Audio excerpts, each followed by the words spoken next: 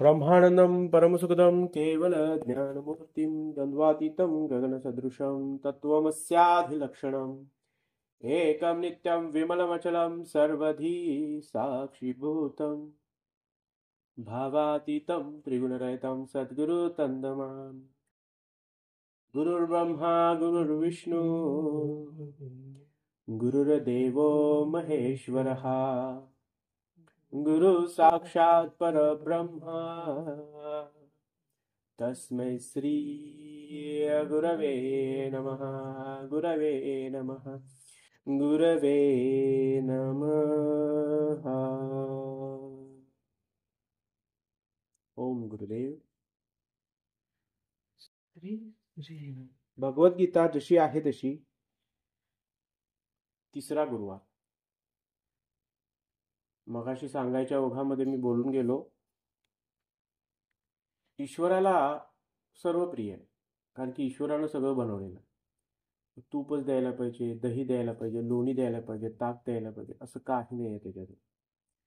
त्याच्याजवळ फक्त पाहिजे श्रद्धा. सगळ्याच वेळा त्याच्या सर्वच वेळा फक्त आपली देर आहे शांत बसायची, त्याला अधिकार प्रेमानं बोलवण्याची. सगळ्यात जास्त महत्त्वाची एक गोष्ट फक्त आहे की अंतःकरणात असणारं प्रेम. त्यामुळे तुम्हाला जे करू वाटतंय त्यात श्रद्धा ओतून तुम्ही करा. मग त्यात ती कोणाची आरती असेल, कोणाची भक्ती असेल, कोणाची गाणं म्हणणं असेल, कोण टाळ म्हणणं असेल, कोण लुटून काढून सेवा करणार असेल, कोण दान देणार असेल, कोण भोजन वाढणार असेल, ह्याला काही मर्यादा नाही. फक्त ते जे काम आहे ते ईश्वराला अर्पण करायचं. भागवतामध्ये येऊन गेले की ईश्वराला तुम्ही प्रेमानं पाणी जरा पाजला तर अमृतापेक्षा अमृत दिल्याच्या वरती त्याला आनंद होतो की माझ्या भक्तानं मला पाणी दिला. काय नाही तुमच्याकडं फूल व्हायला असं फूल म्हणालो, बारकं फूल दिला असा तरी ईश्वर उड्या मारतोय असं आले, आनंदानं बेहोश होतोय.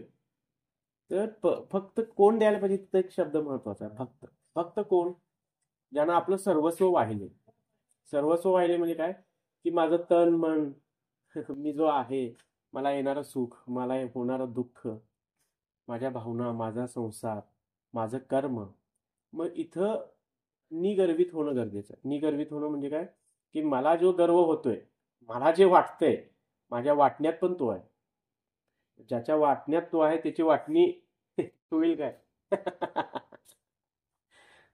होईल काय? म्हणून संतांचं हे विश्वची माझे घर आहे. बाकीच्यांचं विश्वची माझे घर का होऊ शकत नाही? कारण त्यांच्यात द्वैत आहे. माझा घर, माझा संसार असलं कर्तव्य आहे, केलं पाहिजे. पण का करायचं हे जाणून घेऊन केलं तर आनंद आहे. पोरगं माझं असं का जन्मलं, दारुडाच का जन्मलं, भोग आहेत. तुमचेही भोग आहेत, पोरग्याचेही भोग आहेत. तुम्ही कोण लागून गेला असा? असं तुम्ही असं कोण लागून गेला असा की तुमच्या पोटी तसं पोरगं जन्माला नाही आलं? नाही, इथं अधिकारवाणीचं काही नाही. संतांना उलट जास्त त्रास होतो. कशासाठी? की तुम्ही बाहेरच्या जगातून अलिप्त होऊन आतमध्ये बघितलं पाहिजे. ठीक आहे? तर तुम्हाला जे वाटतं ते तुम्ही करा, फक्त त्याच्यात श्रद्धा असणं गरजेचं आहे. बाकी याच्यात काही असं नाही आहे की तुम्ही तूपच वाहिलं पाहिजे. तुपाचे असं काहीतरी मेणबत्ती काय म्हणतात त्याला, नदीमध्ये तुम्ही सोडताय ते दिवा बिवा करून, हे सगळं प्रत्येकाच्या श्रद्धेचा भाग आहे आणि ते सगळं देवाला मान्य आहे.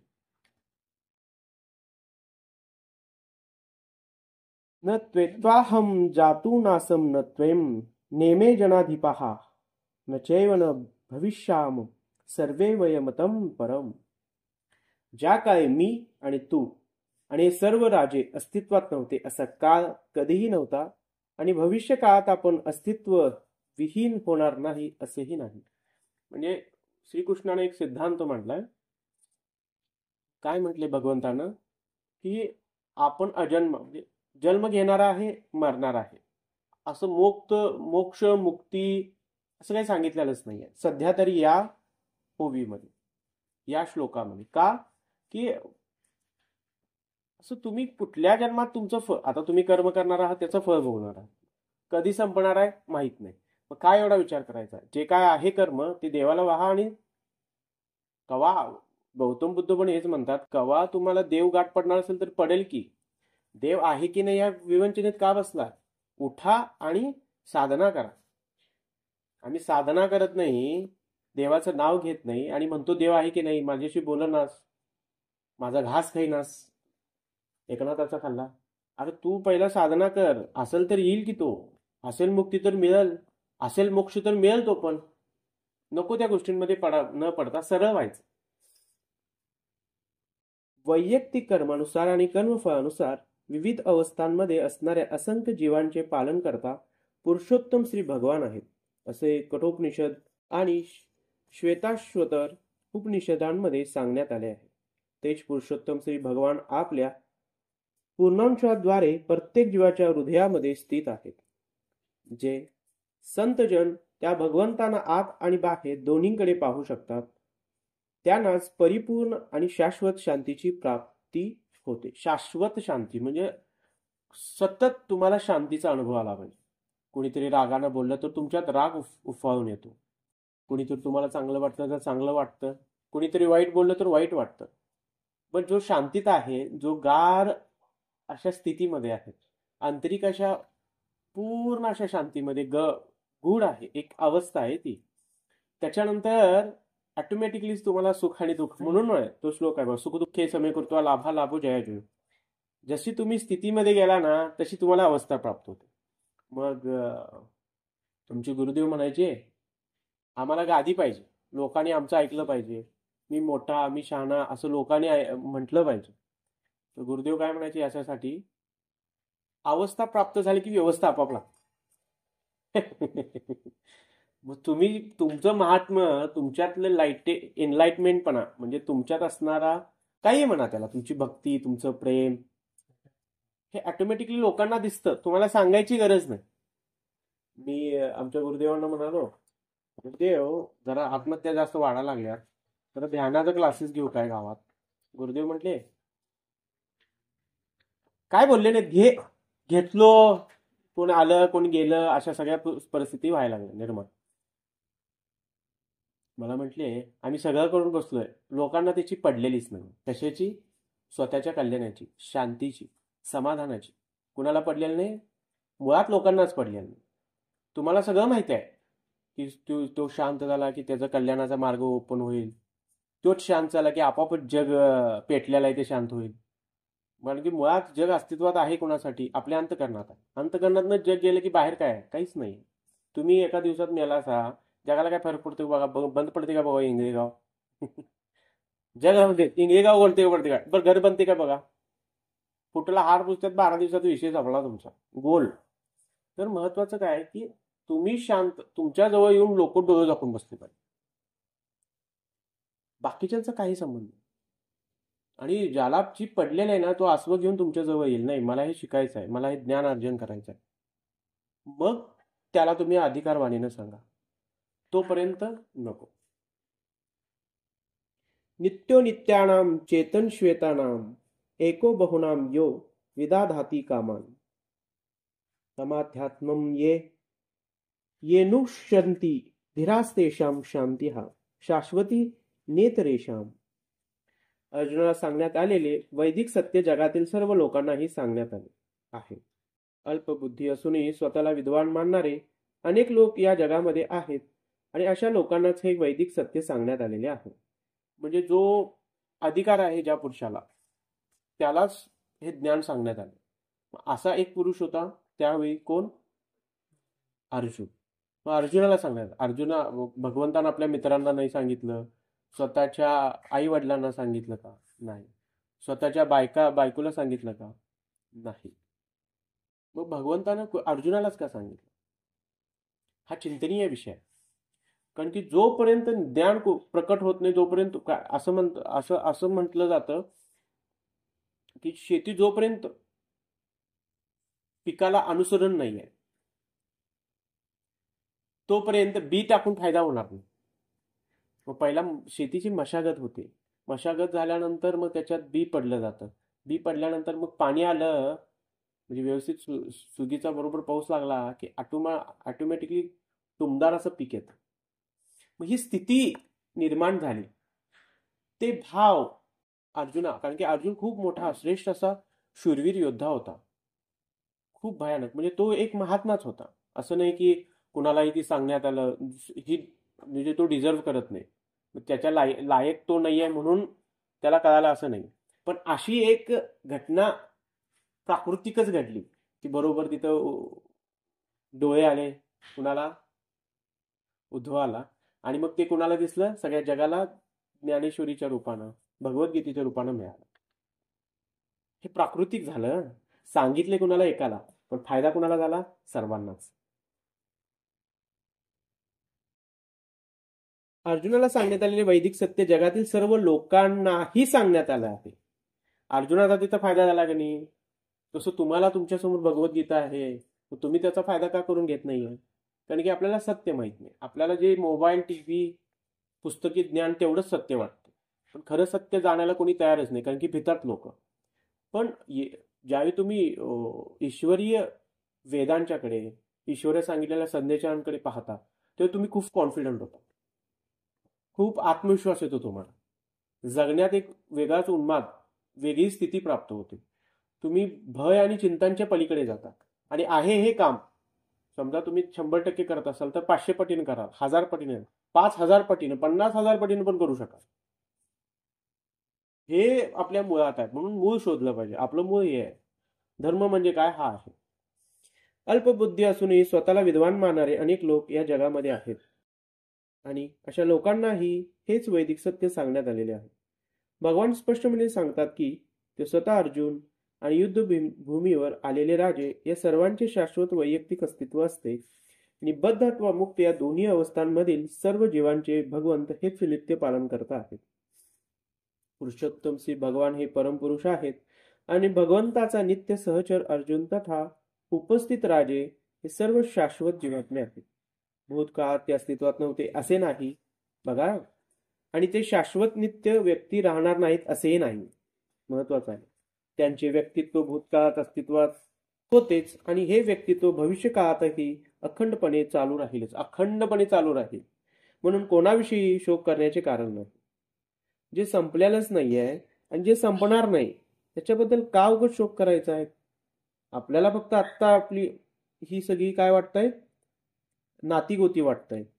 पण नातीगोती आता ही आहेत, पुढल्या जन्मात असं किती कशा पद्धतीने सांगितलंय, या जन्मीची तुमची आई किंवा बाबा तुमच्या पुढच्या जन्मात सहचरणी होऊ शकतो. तिथं काही लिमिटच नाहीये, कारण की तो आत्मा आहे. तो कुठल्या रूपात कसा येईल काही सांगता येत नाही, कारण की आत्म्याला फक्त शरीर मिळतंय. मग विचार करण्याची गोष्ट ही आहे की मग त्या शरीराबद्दल एवढा विचार का करावा? मिळालेला हा सध्याचा संग्रह आहे आपल्यात, हा कर्माचा भाग आहे, तो पूर्ण करण्यासाठी आलेला आहे. मग आपण तो तसाच बघावा, शोक न करता. जे आपलं नित्य नियमाचं कर्म आहे ते मात्र पालन करावं त्याचं. मायावादी तत्वज्ञान सांगते की मोक्षानंतर जीवात्मा मायेच्या आवरणापासून विभक्त होतो आणि निर्विशेष ब्रह्मामध्ये विलीन होऊन आपले अस्तित्व गमावतो. पण या सिद्धांताला सर्वश्रेष्ठ अधिकारी भगवान श्रीकृष्णाने या ठिकाणी पुष्टी दिली नाही. तसेच केवळ बद्धावस्थेतच आपण वैयक्तिक अस्तित्वाचा विचार करतो, या सिद्धांताला या ठिकाणी पुष्टी मिळत नाही. उपनिषदांतात सांगितल्याप्रमाणेच या ठिकाणी श्रीकृष्ण सुद्धा सांगतात की भविष्य काळातही भगवंत आणि इतरांचे स्वतंत्र अस्तित्व निरंतर चालूच राहते. श्रीकृष्णांचे विधान अधिकृत आहे, कारण श्रीकृष्ण भ्रमित होण्याचा प्रश्नच उद्भवत नाही. जर जीवाचे स्वतंत्र अस्तित्व ही वास्तविकता नसती तर भविष्य काळातील जीवाच्या स्वतंत्र व्यक्तित्वावर श्रीकृष्णांनी इतका भर दिलाच नसता. यावर प्रतिवाद करण्यासाठी मायावादी म्हणू शकतील की श्रीकृष्णांनी स्वतंत्र अस्तित्वाविषयी सांगितलेले वचन आध्यात्मिक नसून भौतिक आहे. जरी हा युक्तिवाद मान्य केला की व्यक्तित्व हे भौतिक आहे, तरी श्रीकृष्णांच्या स्वतंत्र संबंधी काय? श्रीकृष्ण आपल्या भूतकाळातील स्वतंत्र अस्तित्वाविषयी निश्चयपूर्वक सांगतात आणि भविष्य काळातील स्वतंत्र अस्तित्वाचीही निश्चिती देतात. श्रीकृष्णांनी आपले स्वतंत्र व्यक्तित्व अनेकविध रीतीने निश्चितपणे सिद्ध केले आहे, आणि निर्विशेष ब्रह्म त्यांच्याहून गौण आहे असे घोषित करण्यात आले आहे. श्रीकृष्णांनी आपले अस्तित्व सर्वत्र स्वतंत्र ठेवले आहे. जर त्यांचा अहंकारी सामान्यबद्ध जीव म्हणून स्वीकार केला तर त्यांनी सांगितलेल्या भगवद्गीतेला प्रमाणित शास्त्र म्हणून काहीच महत्त्व राहत नाही. मानवी दुर्बलतेच्या 4 दोषांनी युक्त सामान्य मनुष्य श्रवण योग्य ज्ञानाचे शिक्षण देण्यास असमर्थ आहे. भगवद्गीता सामान्य साहित्याहून श्रेष्ठ आहे. कोणत्याही भौतिक जडवादी पुस्तकाची भगवद्गीतेशी तुलना होऊच शकत नाही. जेव्हा एखादा मनुष्य श्रीकृष्णांना सामान्य मनुष्य म्हणून स्वीकारतो तेव्हा भगवद्गीतेचे सर्व महात्म्य नाहीसे होत. मायावादी असा युक्तिवाद करतात की या श्लोकात जे अनेकत्व सांगितले आहे ते केवळ रूढीला धरून आहे आणि ते शरीराला उद्देशून सांगण्यात आलेले आहे. परंतु यापूर्वीच्या श्लोकामध्ये अशा प्रकारच्या शारीरिक संकल्पनेचे संपूर्णपणे खंडन करण्यात आले आहे. जीवांच्या शारीरिक संकल्पनेची पूर्वीच निंदा केल्यावर पुन्हा शरीरविषयक रूढीला चिकटून असणारे विधान श्रीकृष्णांद्वारे केले जाणे कसे शक्य आहे. म्हणून स्वतंत्र व्यक्तित्व आध्यात्मिक स्तरावर आधारित आहे आणि याची पुष्टी श्री रामानुजाचार्यांसारख्या इतर आचार्यांनीही केली आहे. गीतेत अनेक ठिकाणी स्पष्टपणे सांगण्यात आले की भगवंताचे भक्तच या स्वतंत्र आध्यात्मिक अस्तित्वाविषयी जाणू शकतात. पुरुषोत्तम श्री भगवान म्हणून श्रीकृष्णांचा द्वेष करणारे लोक या महान ग्रंथांमध्ये खऱ्या अर्थाने प्रवेश करूच शकत नाही. अभक्ताद्वारे भगवद्गीतेत शिकवणूक जाणण्याचा प्रयत्न म्हणजे मधमाशीने मधाची कुपी बाहेरून चाटल्याप्रमाणेच आहे. ज्याप्रमाणे एखाद्याला मधाची कुपी उघडल्या वाचून त्यातील मधाची चव घेता येत नाही, त्याप्रमाणे या ग्रंथातील 4थ्या अध्यायामध्ये सांगितल्यानुसार भगवत भक्ती विना इतर कोणीही भगवद्गीता जाणूच शकत नाही. तसेच ज्या व्यक्ती भगवंताच्या अस्तित्वाचाच द्वेष करतात त्यांनाही गीतेमधील रहस्यास स्पर्शही करणे शक्य नाही. म्हणून गीतेवरील मायावादी टीका ही परम सत्याविषयीची अत्यंत दिशाभूल करणारी टीका आहे. श्री चैतन्य महाप्रभूंनी मायावादी भाष्य करण्यास मनाई केली आहे आणि असेही सूचित केले आहे की अशा मायावादी तत्वज्ञानाचा स्वीकार करणारा मनुष्य गीतेतील वास्तविक रहस्य जाणण्यास असमर्थ ठरतो. जर स्वतंत्र व्यक्तित्व भौतिक सृष्टीशी संबंधित असते तर भगवंतांनी गीतोपदेश करण्याची काहीच आवश्यकता नव्हती. स्वतंत्र जीव आणि भगवंत यांचे अनेकत्व ही वास्तविकता आहे. जर सांगितल्याप्रमाणे वेदांमध्ये याची पुष्टी करण्यात आली आहे. देहिनोस्मिन्यात् देहे कौमारम यौवनम जरा तथा देहांतर प्राप्तिर्धीस्तत्र न गुह्यति. ज्याप्रमाणे देहधारी आत्मा अविरतपणे या देहात बालपणापासून तारुण्यात आणि तारुण्यातून वार्धक्यात जात असतो, त्याप्रमाणे मृत्यूनंतर जीवात्मा दुसऱ्या देहामध्ये प्रवेश करतो. अशा स्थित्यंतरामुळे धीर मनुष्य गोंधळून जात नाही. जसं बघा, पहिला लहान होता, आपण छोटं होतं तेव्हा आपलं अस्तित्व किती होतं काय माहित होतं आपल्याला? काहीच माहित नव्हतं. मग पहिलीत गेलो, बालवाडीत गेलो, मग पहिली, मग दुसरी, तिसरी, 10वी झाली, 12वी, लग्न झाल्यावर पोरं झाली, लग्न केलं नसतं तर पोरं झाली नसती, असती का नाही? तसं युवावस्थानंतर मध्यंतरी जरा 60 रिटायरमेंटची अवस्था, आणि त्याच्यानंतर मृत्यू सगळ्यांना अटळ आहे की नाही? तुम्ही जर म्हटला की मला मृत्यू नाही तर ते शक्य आहे का? असं का होतं? कारण की तो नित्य नियम आहे. मग आता समजा मरायचं आहे, आता आपलं काय होतं, आपण असं जगतो की आम्ही कधी मरणारच नाही. छोट्या छोट्या गोष्टींसाठी खूप त्रास सहन करतो आणि त्रास देतोय. अननेसरी इगो असतो आपल्याला सगळ्यांनाच. आपण नाही विचार करत की आता संत असतात त्यांनी काय विचार करतात की आता मी उद्या मरेन, काय माहिती आत्ता पण मरेन. मग मरणार आहे तर मग या बाकीच्या गोष्टींचा मग उपयोग काय? नाही प्रॉपर्टीचा विनाकारण मी श्रम करालोय त्याचा. मग एक काहीतरी सत्य आहे. सत्य काय? मृत्यू श्रेष्ठ. मृत्यूनंतर जाणार कुठं आहे? ते धाम, ईश्वरीय धाम. मग ते सत्य आहे. मग त्यांनी विचार करतात की मग हे कोणाचं आहे, हे मग जीवन बनवलं कोणी? मग कळतं की भगवंतानं. मग आपला जन्म कशासाठी झालाय? तर कर्मानुसार झालाय. मग कर्मानुसार झालाय आपला जन्म, तर मग ते कर्म एकतर संपले पाहिजेत आणि दुसरी गोष्ट नवीन कर्म झाले नाही पाहिजेत. मी गेल्या वेळी सांगितलं होतं की कशा पद्धतीनं तुम्ही कर्म न करता राहायचं. गौतम बुद्धांचं, भगवान महावीरांचं उदाहरण दिलं होतं, आठवतं का? हं? तर त्याच्यामध्ये किती जरी त्रास झाला तर त्यांनी काय केले नाहीत, कितव्या जन्मी काय सगळं पाठींच्या जन्मांचा डोस, 5व्या जन्मी कुठलं 6व्या जन्मी त्यांना हे त्रास झालेला त्यांना तिथं दिसला आणि तो माणूस आता मला त्रास देतोय आणि त्या त्रासातनं मला मुक्त व्हायचं आहे. म्हणजे हा कर्माचा विषय आहे सगळा. मग संत काय करतात, आता अघोरी म्हणा, अघोरी दीक्षा ज्यावेळी होते, अघोरी माहिती आहे ना, आता आपण कुंभमेळ्यामध्ये बघतोय बघा, जे विवस्त्र जग आहेत, दिगंबर अवस्थेमध्ये जे आहेत साधू संत, ते कोण आहेत? अघोरी. तर ते अघोरी आहेत ना, ती सुरुवातीला ज्यावेळी त्यांची अघोरी दीक्षा होते, ते दीक्षामध्ये सुरुवातीला त्यांनी स्वतःच आपलं काय करतात, एक पिंड तयार करतात आणि मेले असं घोषित करतात आणि स्वतःच पिंडदान करतात आणि स्वतःचं पिंडदान झाल्यानंतर जो नवीन जन्म तयार होतो आणि त्याच्यामध्ये मात्र ते कुठंही ध्यान करायला बसतं. अंगाला सगळं भस्म वगैरे लावलेलं असतात, कारण की कुठं समाधी लागेल, किती वेळासाठी लागेल माहित नाही. मग तिने त्या तयारीतच कायम आयुष्यभर राहतात आणि निर्विचार अवस्था झाली, एकदा बाहेरचे झालं की खरं आपलं पण चालू होतं. आता सांगू एक उदाहरण सांगतो तुम्हाला की कशा पद्धतीने होतं. अष्टावक्र जर तुम्ही अभ्यास केला अष्टावक्राचं, तर खूप कमी वेळामध्ये तुम्हाला समाधी अवस्था लागू शकते. समाधी अवस्थेमध्ये सत्याची अवस्था, सत्य म्हणजे तो ईश्वर कळणं म्हणजे समाधी अवस्था. समाधी अवस्था म्हणजे मरण नाही, तर जागृतीमध्ये ईश्वराचा साक्षात्कार होणं. ही अवस्था कधी प्राप्त होऊ शकते? ज्यावेळी तुम्ही निर्विकार होऊ शकाल. निर्विकार होण्याची एक एक पायरी आहे. त्याच्यामध्ये रजस, तमस, सात्विक, तुम्हाला तामसिक खाणं सोडावं लागेल, तामसिक नॉनव्हेज सोडावं लागेल, शिरतुळ सोडावं लागेल, खूप साऱ्या गोष्टी येतील. मग यम नियम आहे, यम नियम, आसन, प्राणायाम, प्रत्याहार, धारणा, ध्यान, मग समाधी. यमामध्ये स्वतःच आपण नियम पाळायचं, काय की वाईट बोलायचं नाही. मग त्याच्यामध्ये कायिक, वाचिक आणि मानसिक, त्याच्यात पण 3-3 भाग आहेत प्रत्येक गोष्टीत.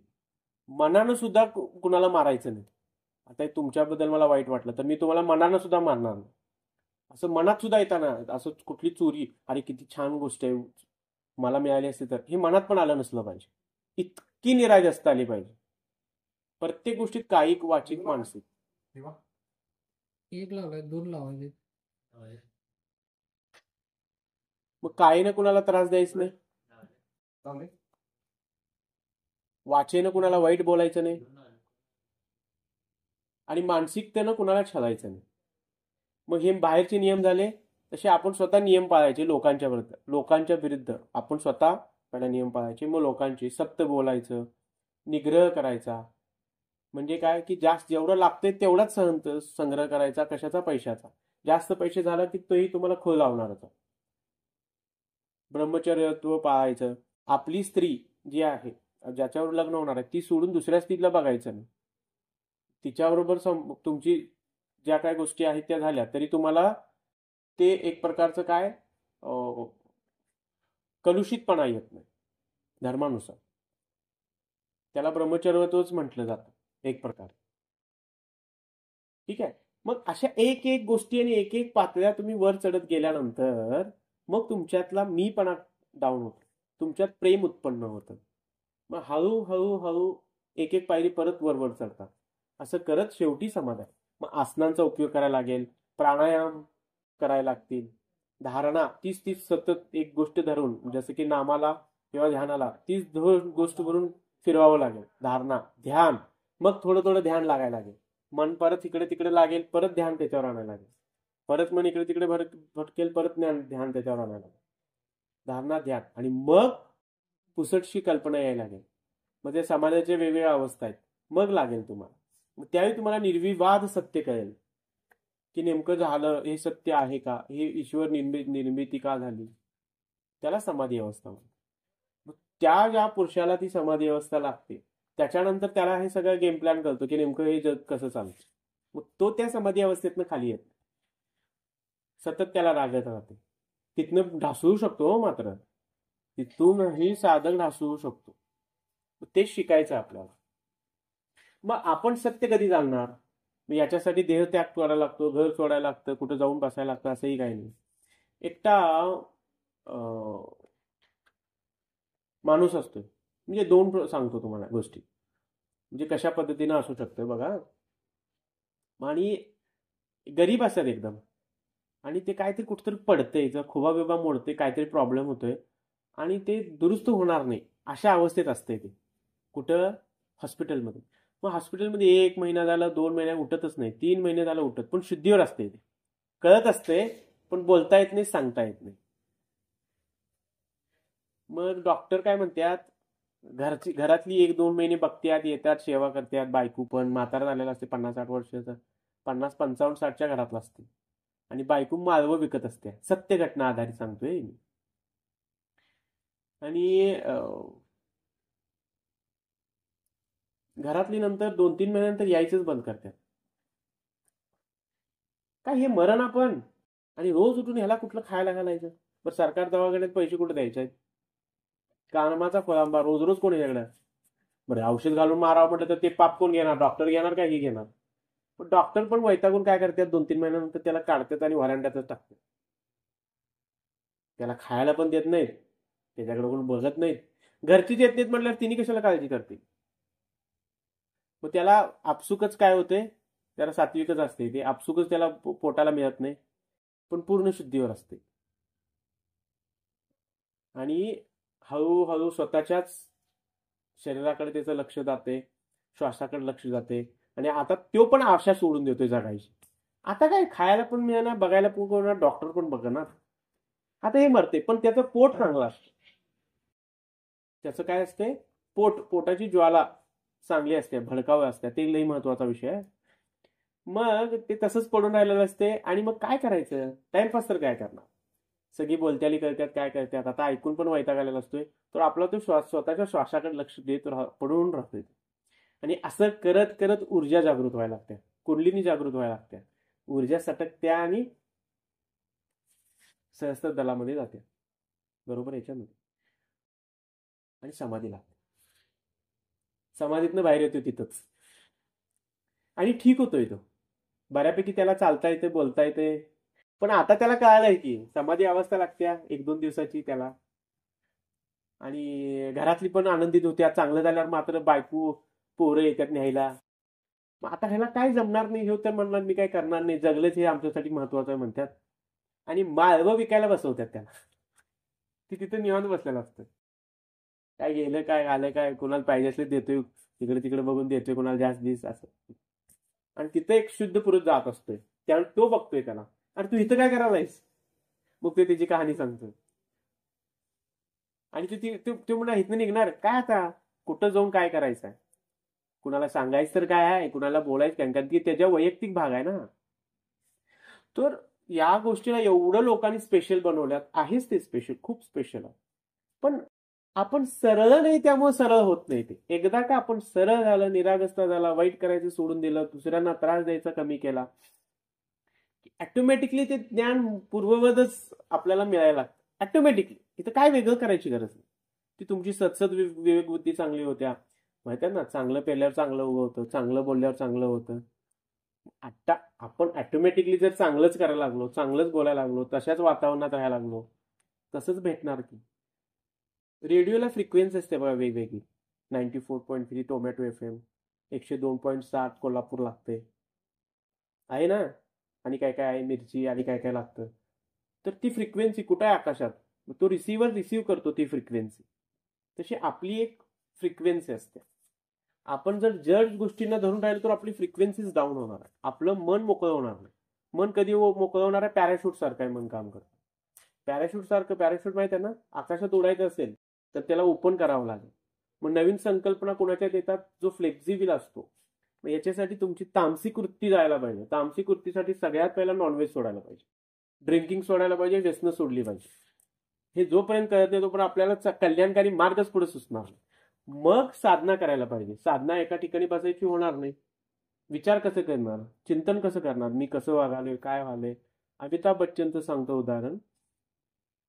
अमिताभ बच्चन रोज रोज निशी येतो संध्याकाळी झोपायच्या पहिला. आणि त्यानं विचारलं की तुझ्या रहस्याचं गणित काय, तर रोज रोज निशी. तो रोजच्या रोज मी आज कुठं गेलो होतो, काय माझ्यात प्रॉब्लेम झाला, कोणाशी मी कसं वागलो, रोजच्या रोज आकलन. आज काय आहे, तो सुपरस्टार आहे, मेगास्टार आहे, का रिलेशन जपलं, वाणी सुधारला, कॅरेक्टर सुधारलं, चुका केल्यात त्यानं, माणूस आहे, पण आज कुठल्या फ्रीडम मध्ये. शाहरुख खान रोज तो बाथरूम मध्ये, त्याच्या बाथटब आहे, त्याच्यामध्ये जवळपास 2-2.5 तास 3 तास असतो. त्याच्यामध्ये सगळे त्यानं पुस्तकं ठेवल्यात. मी इन जनरल तुम्ही युथ आहात म्हणून ही गोष्टी काढतोय, तसे अध्यात्माशी त्याच्याशी जास्त काही संबंध नाही आहे. टीव्ही तिथं आहे. त्याला विचारलं की तू वन टेक शॉट का देतोस, एवढा कॉन्फिडंट कसं काय असतोस, एवढा सुपरस्टार होण्यापासून तुझं रहस्य काय. तर तो म्हणला की मी एक शॉट कधी एकदा देत नाही, मी 2 वेळा देतो. नाही, तुम्ही तुमच्यातले बऱ्यापैकी सगळे शॉट्स तुमचे जे काही व्हिडिओ असतात, म्हणजे कुठला तरी एक रोल पे असतो, एवढा 2 मिनिटाचा 5 मिनिटाचा असतो, तुम्ही एका शॉटमध्ये करता. होय, पण मी त्याची प्रॅक्टिस पहिला माझ्या बाथरूममध्ये बाथटबमध्ये करतोय रोज डेली. आज जे जे होणार आहे तिथं मी एकदा जायत नाही, 2 वेळा जातो. मी तिथे गेल्यानंतर मला कसं बोललं पाहिजे तिची प्रॅक्टिस तो पहिलाच मनातमध्ये करतो. म्हणजे कुठं तर कुणाच्या तरी मनामध्ये ताजमहालचे चित्र उभारलं असणार आहे, म्हणून तर आज ताजमहाल तिथं उभा आहे. सो तुम्ही आपण सगळीजण विचार करायला पाहिजे, मी माझ्या रोजच्या कामामध्ये कशा पद्धतीनं कर्म करतोय, कशा पद्धतीनं आखतोय, मी स्वतःला सुधारण्यासाठी काय करतोय, वेळ देतोय का, मी जे आता शिकायला लागलोय ते टॉप क्लास आहे का, मी जे काम करायला ते टॉप क्लास आहे का, कुठं चुका व्हायला लागल्यात, सुधारणं गरजेचं आहे. आणि त्याला वळण म्हणतात. मग त्याला एक ट्रॅक सापडल्यानंतर मग त्या वळणातनं पुढे पुढे जायचं. मग जसं पुढे जाईल तसं त्याचा फायदा होणार आहे. एक दिवसात होईल का हे, सतत अभ्यास करायचा, याला म्हणायचं अभ्यास. अभ्यास काय कुठल्या शाळेत जाऊन तेवढं शिकलं म्हणजे अभ्यास झाला नाही, जीवनाचा अभ्यास करायचा. आणि हे आपल्याला शास्त्र शिकवतं, श्रीकृष्ण शिकवतात, सद्गुरू शिकवतात. काय, पहिला वळण करायचं, चांगलं बोलायचं, चांगलं वागायचं, मग हळूहळू गोष्टी शिकत, मग रिसिव्ह आपल्याला चांगल्या चांगल्या गोष्टी होतात, मग कृपा होते. आपण जोपर्यंत डिझर्व करत नाही, तोपर्यंत त्या लायकीचं आणि त्या पातळीचं आपण होत नाही, तोपर्यंत कृपा बरसत नाही. असं गेलो आणि कोणीतरी आपल्याला कृपा केली, होऊ शकत नाही. त्याच्यासारखं आपल्याला पहिला राहावं लागेल.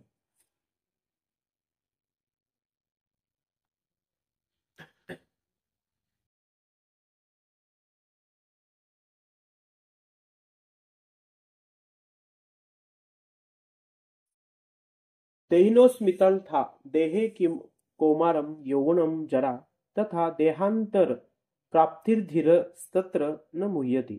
ज्याप्रमाणे देहधारी आत्मा अविरतपणे या देहात बालपणापासून तारुण्यात आणि तारुण्यातून वार्धक्यात जात असतो, त्याप्रमाणे मृत्यूनंतर जीवात्मा दुसऱ्या देहामध्ये प्रवेश करतो.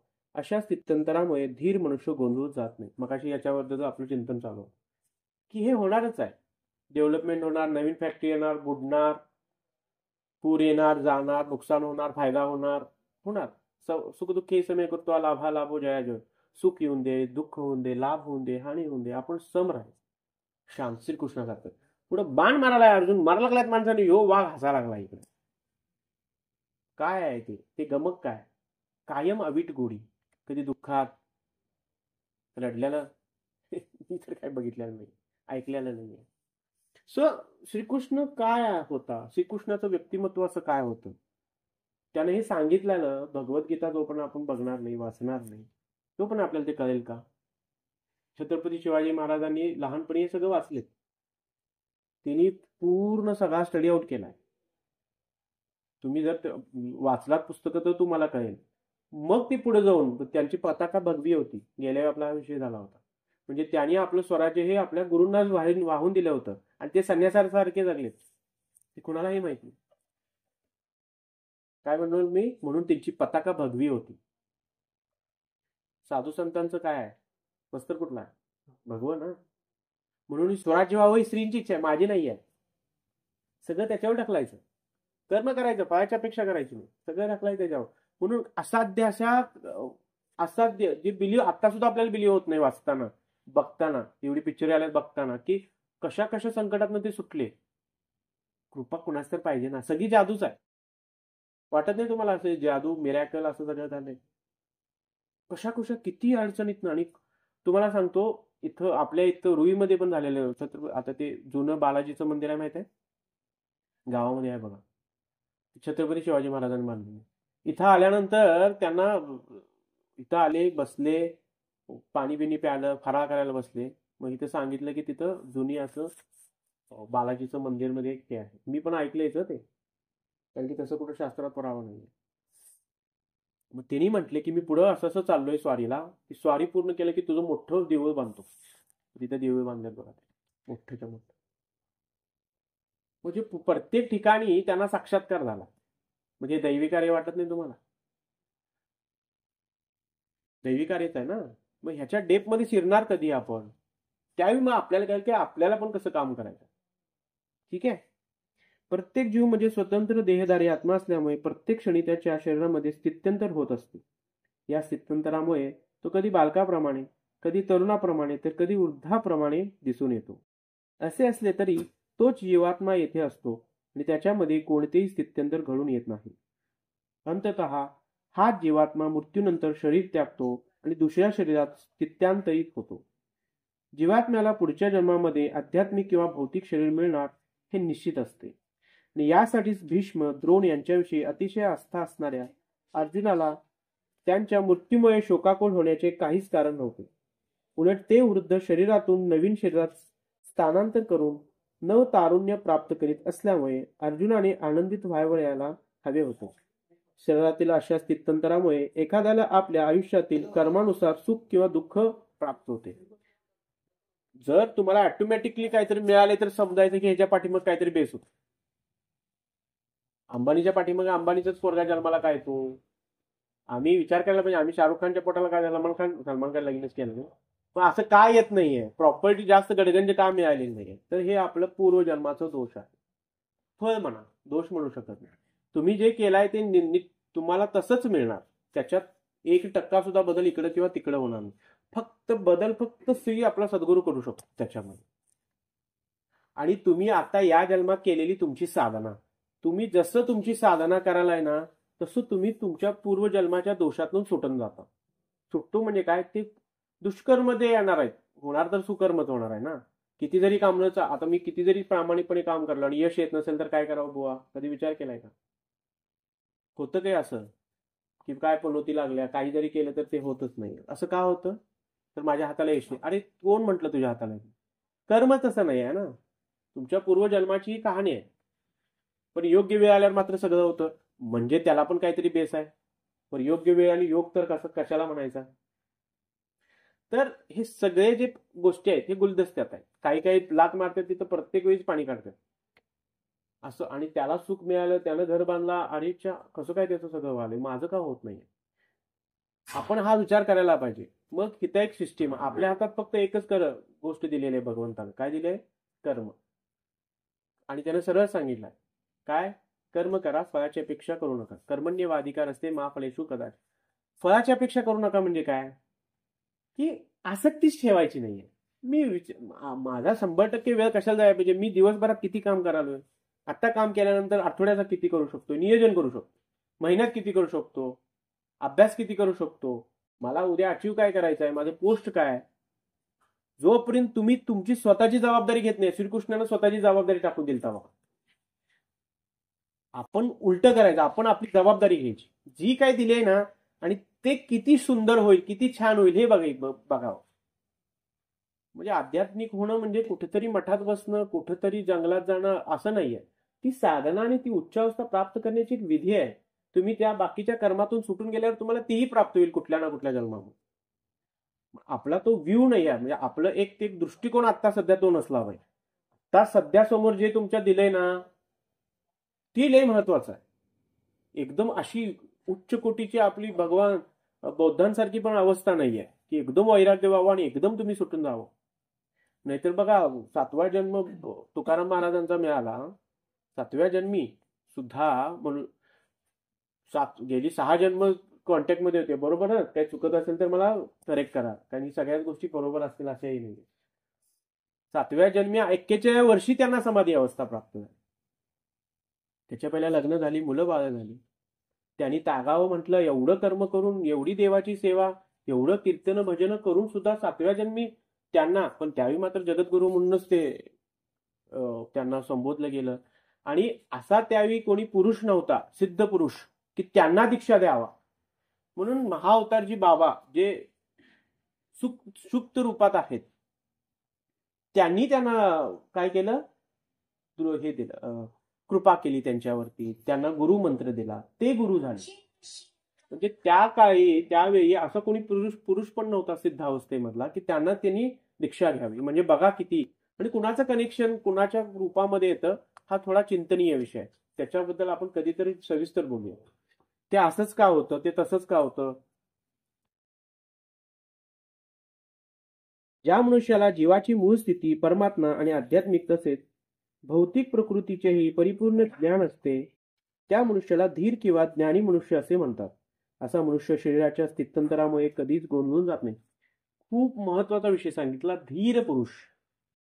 आपल्याला प्रत्येक गोष्टी धीरच नसतो, आणि ज्याला मात्र हे सगळं कळालंय तो बघा दोन्हीला आपण जास्त मानतो की सगळ्यात जास्त काय होता, तो तीर होता.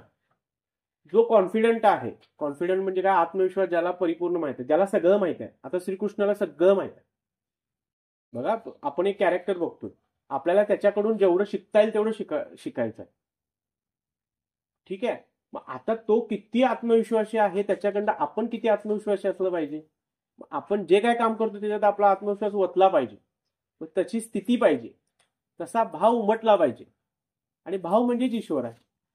वेगळं काय आहे का, आणि वेगळं असूच शकत. भगवंताला तुम्ही कशा रूपात काय देता, म्हणजे बघा त्याचं सगळंच आहे. मग कोणी साखर आणतं, कोणी पाणी देतं,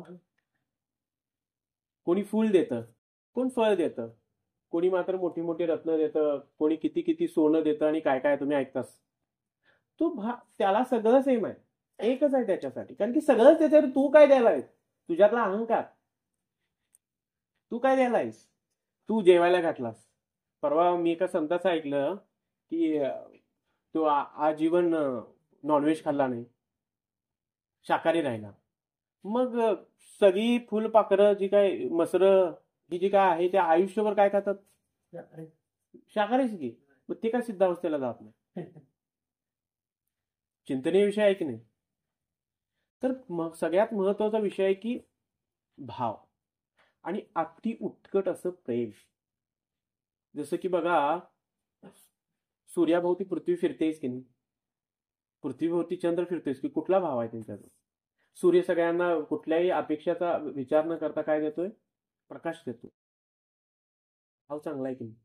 म्हणजे काय, आपल्याकडून फक्त लोकांचं कल्याण कसं व्हावं, आपल्याकडून चांगलं कसं व्हावं ही भावना. आपल्याला किती मिळते प्रॉफिट हा तो भाग आहे, जीवनाचा भाग आहे, तुम्ही ते घ्या, नाही असं नाही म्हणत आहे. पण आपला भाव शुद्ध असणं गरजेचं.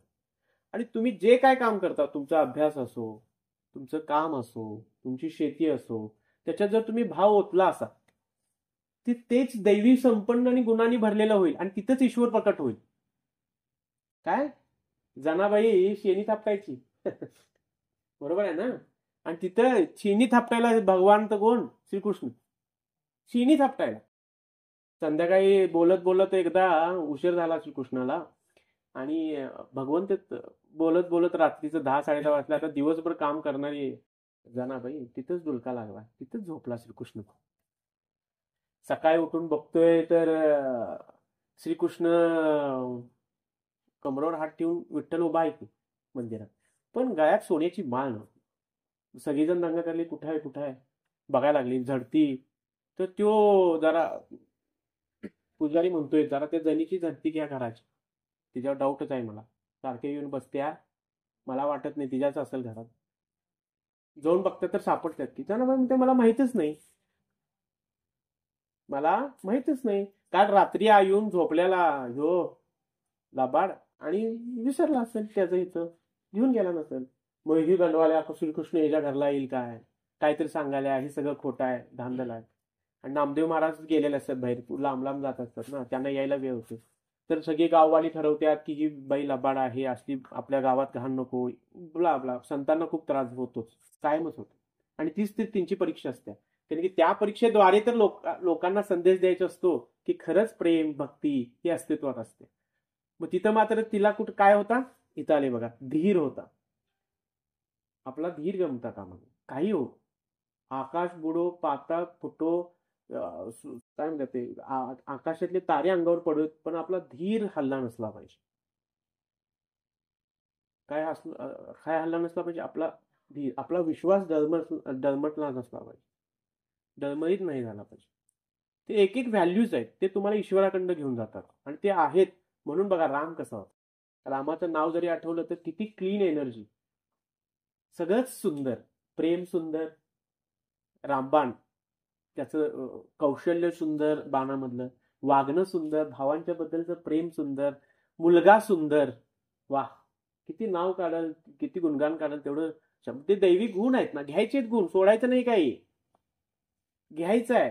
जे नको आहे ते टाकायचं आहे. एका चित्रकार खूप सुंदर असं कलाकृती काढलेल्या एका ह्याला विचारलं जातं, कुणाला, मूर्तिकाराला, की इतकी छानशी सुंदर मूर्ती कशी काय तयार केलीस तू, इतकं छानसं कौशल्य आलं कसं तुझ्यात. तर तो म्हणतोय काय, नाही माझ्याकडे कसलंच कौशल्य नाही आहे, मी फक्त नको असलेला भाग काढला, मूर्ती होतीच त्याच्यात. तसं आपल्याला पॉलिश करायचं, नको असलेलं फक्त काढायचं, चांगल्याच्या नादाला लागायचं नाही. ध्यान का करायचं आहे, नको असलेलं जाऊन दे. नाम का घ्यायचं आहे, चांगल्याच्या गोष्टीला धरायचं फक्त. त्यांना आपोआप आपला नको असलेला कलुषितपणा, पूर्व विचार, पूर्ण संकल्पना, पूर्ण असणाऱ्या खूप साऱ्या कॉम्प्लिकेटेड गोष्टी ज्या आपण आता घेऊन आलो, त्या सगळ्या विरळून जातात, एकदम होणार नाही. जीवात्म्याचा एकात्मवाद हा मायावादी सिद्धांत मान्य करता येत नाही, कारण जीवात्म्याचे तुकडे करता येत नाही. अशा प्रकारे जीवात्म्याचे विभाजन झाले असता तर परमात्मा ही विभाजनीय झाला असता. यामुळे परमात्मा हा अपरिवर्तनीय आहे या सिद्धांताकडे उल्लंघन झाले असते. तथापि गीतेमध्ये निश्चितपणे सांगितल्याप्रमाणे परमात्म्याचे अंश नित्य अस्तित्वात असतात, सनातन. ते कर्म करायला येतात, ते धार्मिक कार्य करतात, परत जातात.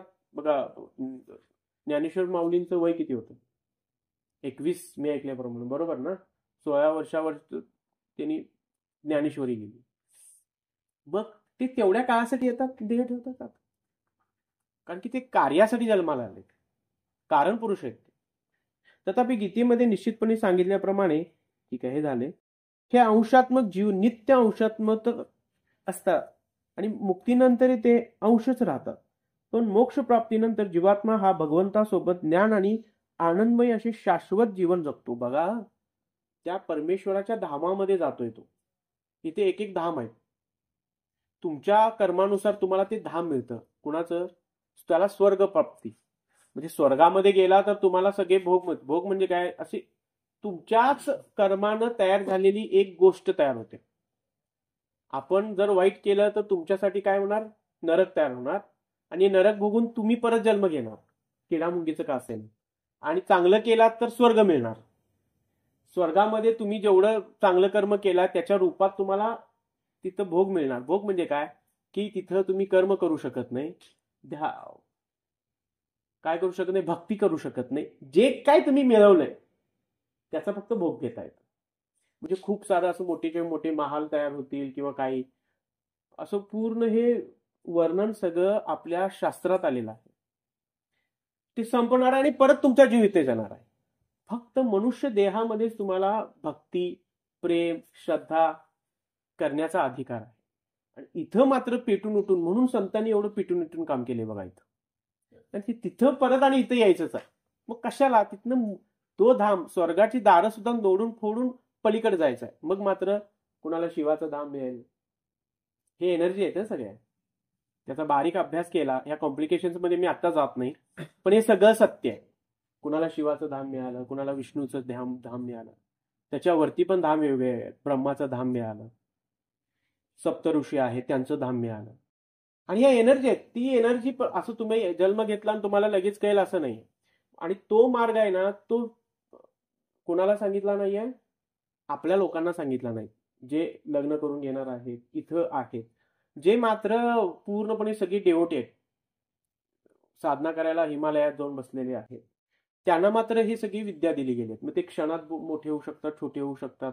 अशी काही मंत्र आहेत, त्यांना काही तुम्ही म्हणाल ते तिथं प्रकट होतं. अशा काही त्यांना गोष्टी सापडल्या, ते खाल्लं की महिनाभर ते जिवंत राहतात. ती सगळी उदाहरणं आहेत. तुम्ही पुस्तकं वाचलात. आता श्री एमचं आता मगाशी बघितलं होतं. जाता जाता वेळ पण झालाय, सांगतो तेवढं एक उदाहरण. ते आय थिंक मी या दोन ह्याच्यात मी सांगितलं होतं. एक मुस्लिम हे साधक येतो त्यांच्याजवळ आणि विचारतो की मला तुम्ही ज्ञान द्या. तर ते श्रीयम म्हणतात, 2 जन्माच्या पाठीमागं, आता त्यांचा जन्म चालू आहे, त्याच्या 2 जन्माच्या पाठी, म्हणजे टोटल 3 जन्माच्या पाठीमागची ही गोष्ट आहे. त्या जन्मात ते म्हणतात की तू आंघोळ करून ये जा, 5-6 दिवस झालं बिन आंघोळचा आलायस, तू करून ये जा. नाही, मला तुम्ही आत्ताच्या आत्ता हे परत ज्ञान दिलंच पाहिजे. जा रे, पहिला तू शुद्ध हो, आणि तू काय काय खातोस काय काय नाही मला माहित नाही, तू ब्राह्मण नाही आहेस, मी तुला देणार नाही. तुम्ही नाही मला दिला असा, तू एकदम जास्त अतिव अशा ह्याच्यातनं आलेला असतो, म्हणून तर तिथं पोचलेला असतो तो. नाही नाही म्हणतोय, मला तुम्ही आत्ताच्या आता दिलं नाही तर मी सुसाईड म्हणजे आत्महत्या करेन. कर जा. मग तिथंच डोंगर असतं, डोंगरावर ते सोडून गेलेलं असतं, तिथनंच उडी मारतो आणि तो आपलं जीवन संपवतो.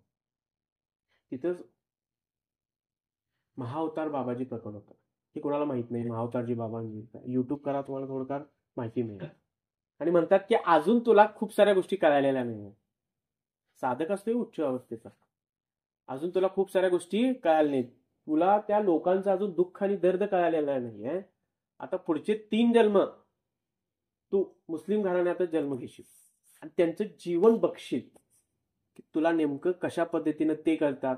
ते पण किती ब्रह्मसाक्षात्कारी होऊ शकतात, त्यांना पण ईश्वराचा अधिकार कसा प्राप्त होतो, पण त्यांना पण काय भोगायला लागते तुला बघावं लागेल आता.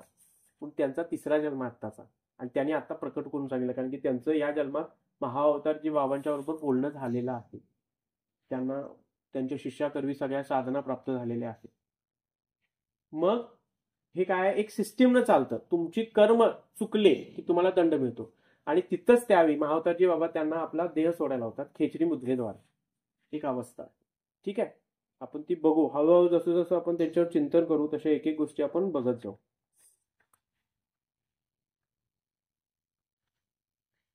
झालेली सेवा गुरुचरणी समर्पित. ओम गुरु.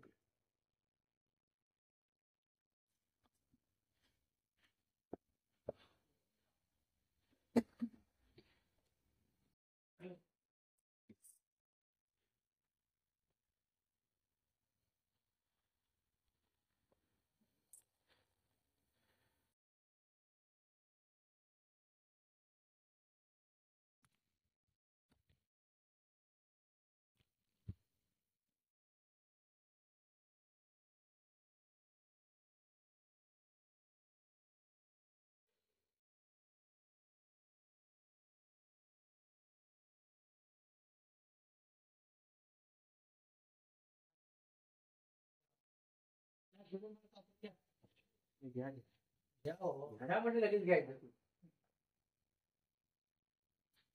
अर्जुन.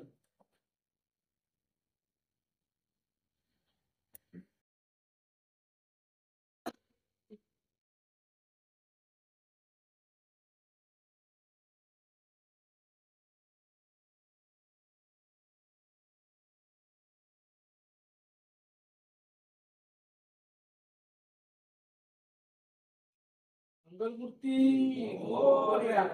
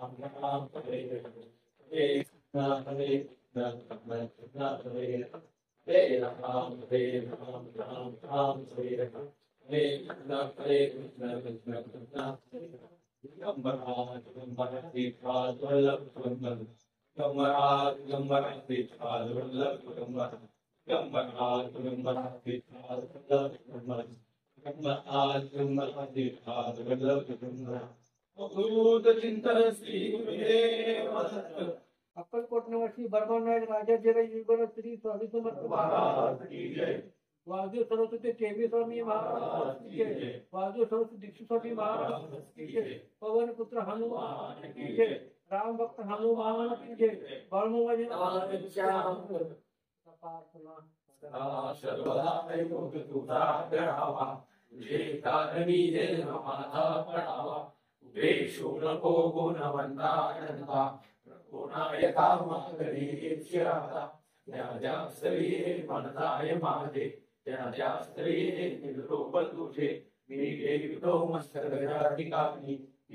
सद्गुरु तुझे पाय दोन्ही जय जय रघुवीर समर्थ श्री गुरुदेव गुरु ब्रह्मा गुरु विष्णु गुरुदेवो महेश्वरा गुरु साक्षात् परब्रह्म तस्मै श्री गुरुवे नमः तस्मै श्री गुरुवे नमः तस्मै श्री गुरुवे नमः।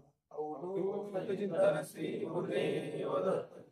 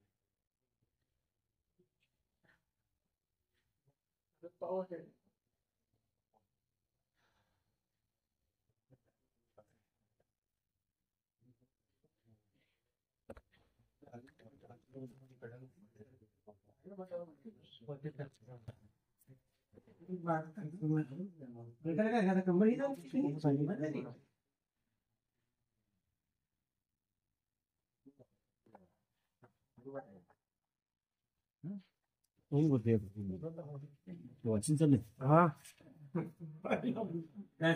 ते गुरुवारी प्रति गुरुवारी हा बरोबर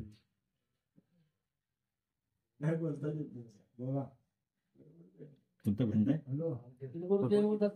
आहे एक नंबर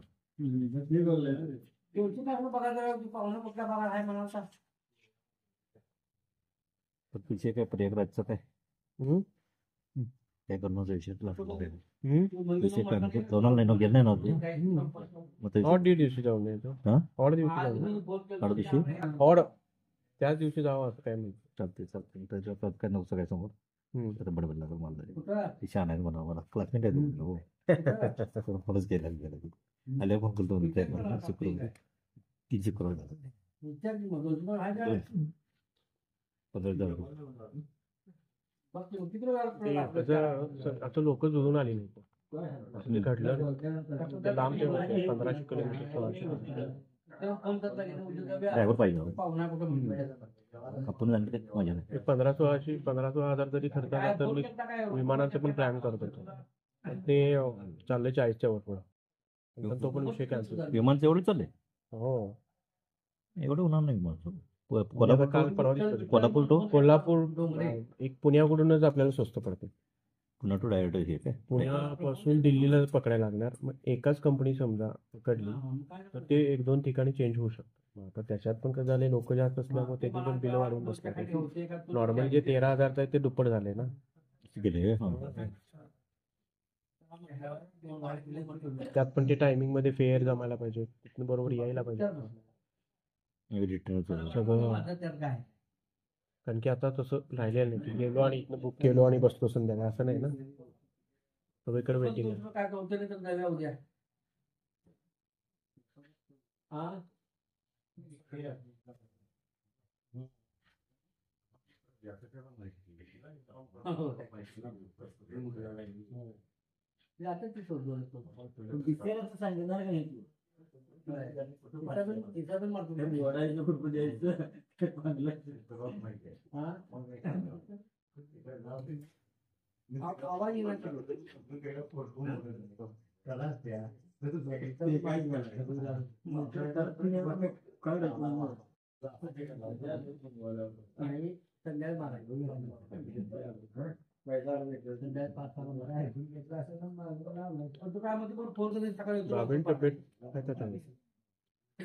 फोन नाही माझा काय बाई म्हणून फोन चालू दुसऱ्या कामासाठी विचारलं पण ते नाकाला ते लावलेलं बघितलं म्हणजे फोटो नवीन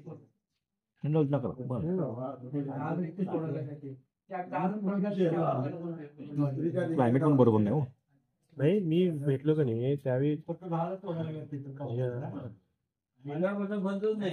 सापळा काहीच नाही डॉक्टर निदान काढते बरोबर आहे मागे बॉबी डॉक्टर निदान काढतो माहिती ना बॉबी डॉक्टर आलं त्या मला कुठलं मला मेन डॉक्टर आलं मोठं म्हणजे हे ध्यान हे आत्मा राहिला कसं म्हणजे ध्यात जीव त्याच्या भाषेत जीव आपल्या आत्मा राहिला कसं म्हणलं ह्या ध्यात काय नाही म्हणजे काय कसं काय राहिलं तिने डोक्याला हात लावला इथं स्कॅनिंग केलं त्यात काहीच नाही म्हणले कसं काय राहिलंय ही मला म्हणजे त्याला प्रश्न पडला की ह्या ध्यात हे आत्मा म्हणजे जीव कसा एवढं त्यांना प्रश्न पडला बघितल्यावर हे ज्या तब्येतीने सगळं बघितलं डबा देणारा होता डबा अंत्यात म्हटला डबा द्यायचं काम करतोय मी बघल तेव्हा नुसताच ध्यान करतो 24 तास साधं काढून परमानंट किंवा झोपवत्या त्यात गेल्यावर आणि परत डोळं आपण बसते आणि ती वासनाचं काय नाही आवाज उडून जाईल ते राहिलाय काहीतरी कारण असं म्हणून तर राहिला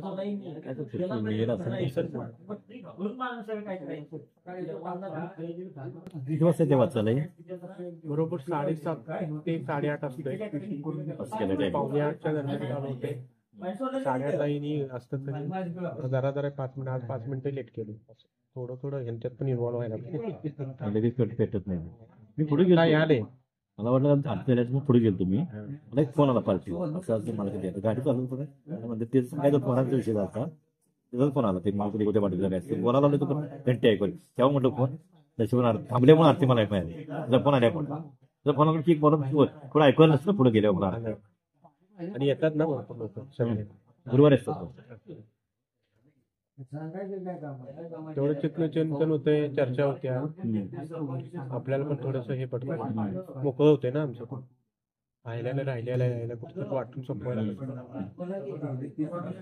कुठेतरी बाहेर पैसे देऊन ते करण्यापेक्षा हे चांगलं आणि ते मला सारखं असं जाणवालतं तरी बाहेर निघायला मी म्हटलं तिथे यायचं कोण असेल नसेल काही विचार केला नव्हतो चालू करतो सगळं सांगितलं मला पण ते बरं पडतं रोज नाही रोज नाही शक्य नाही बरं पडतं बरोबर आठवड्यात एकदा कोण पण काढून येऊ शकतो आणि तेवढं जर आपल्या पण चालना मिळते आठवड्याभर चालना चेंज होती आठवड्यात एक चेंज होती सुट्टी सप्ताह सुट्टी म्हणतो तसं प्रकारे चेंज होती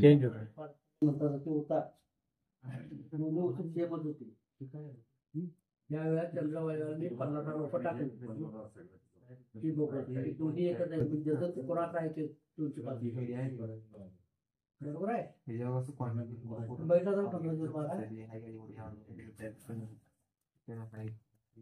शहर आहे तासभर